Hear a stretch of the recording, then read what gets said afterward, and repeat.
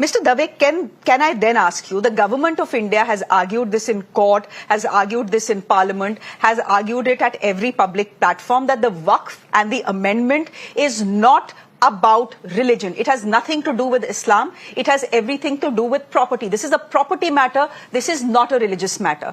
Mr. Dave, we have to accept that the Waqf Board or Council has been a pot of corruption and manmani. You know, they have a habit of getting up in the morning, deciding the Eden Garden or even Fort William in Calcutta are Waqf property and lay claim to it. So there is a problem with it. Now, if the government says this is not a matter of Islam, this is a matter of property, this is a matter of Allah's property. It needs to be clean. Everything needs to be registered. Everything needs to be transparent and accountable. That is why we are getting in the bill.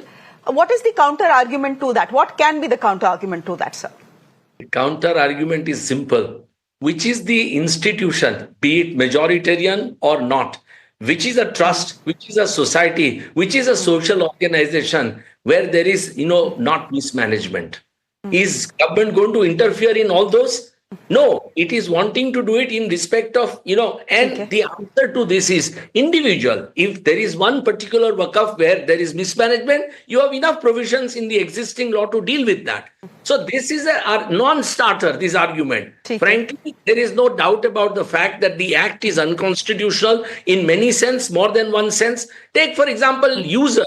Now, waqf by user has been recognized expressly by the Supreme Court in the famous Ayodhya Ram Janmabhoomi judgment. Now, they have said that for centuries, waqf by user has been accepted, and they said that jurisprudence of this country recognizes that. Now, if that is be so, they said that Section 3, Subrule R in that old provision, which recognized waqf by user, was a good provision. Now, if Supreme Court has said that you want to take advantage of, the judgment in so far as the Ayodhya temple is concerned, but when it comes to the Muslim community, you say, no, we will give this provision a go by.